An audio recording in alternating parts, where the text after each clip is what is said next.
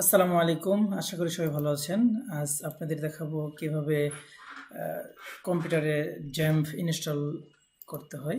XAMPP হচ্ছে একটা local server, যেটার মাধ্যমে আমরা বিভিন্ন ওয়েবসাইট ক্রিয়েট করব, তারপরে ওয়ার্ডপ্রেস ইনস্টল করব। তো প্রথমে আপনাদেরকে আমি জ্যাম্প সার্ভারটা ইনস্টল করা দেখাই। প্রথমে আমরা একটা ব্রাউজার ওপেন করব। এখন লিখব যে জ্যাম্প।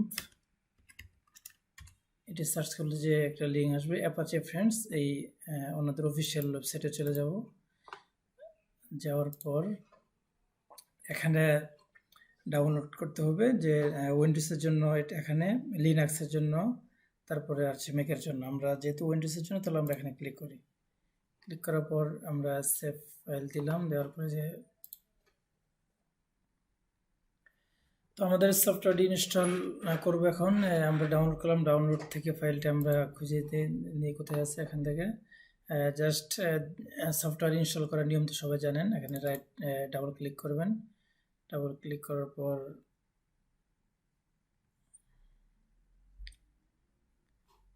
এখানে ইয়েস দেব।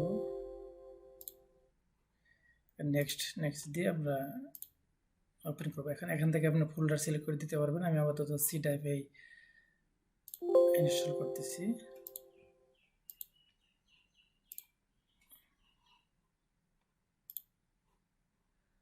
আমার আগের একটা ছিল, এটা কেটে দেই।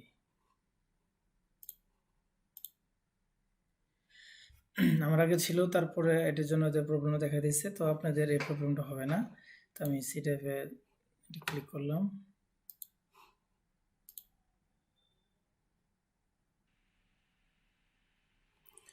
তো আমাদের সফটওয়্যারটি ইনস্টল হয়েছে। আমরা ফিনিশ দিই।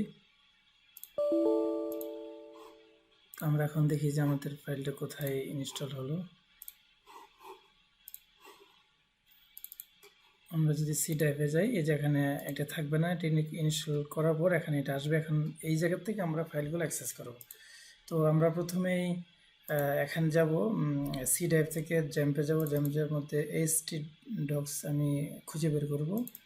এই জায়গাতে আমরা বিভিন্ন ফোল্ডার এখানে ক্রিয়েট করে বিভিন্ন নাম দিয়ে আমরা এখানে অ্যাক্সেস করতে পারি। তো সাপোজ আমি একটা নিউ ফোল্ডার নিলাম। নিউ ফোল্ডার নেওয়ার পরে এখানে দিলাম যে টেস্ট, এই নাম ফোল্ডারটা দিলাম। তারপর এর ভিতরে আমি একটা ফাইল নেব। রাইট বাটন, নিউ থেকে যদি আমি একটা HTML ফাইল নেই, এই ফাইলটা যদি আমি ওপেন করি, যে কোনো একটা টেক্সট এডিটরে ওপেন করলে হবে। তো এখান থেকে এখানে যদি আমি টাইপ করি যে প্রথমে আমি একটা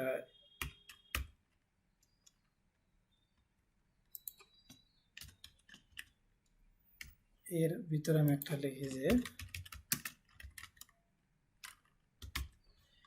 এটা আমি সেভ দিলাম। এটা এখন ব্রাউজ করব কিভাবে দেখেন। আমি যখন একটা ব্রাউজারে যাব, যাওয়ার পর আমি লিখবো যে লোকাল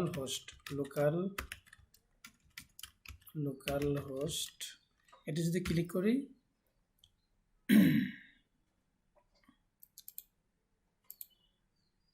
দেখেন এখানে আসতেছে যে আনএবল টু কানেক্ট। তার কারণটা হলো আমরা যে জ্যামটা ইনস্টল করেছি সেটা এখনো রান করি নাই।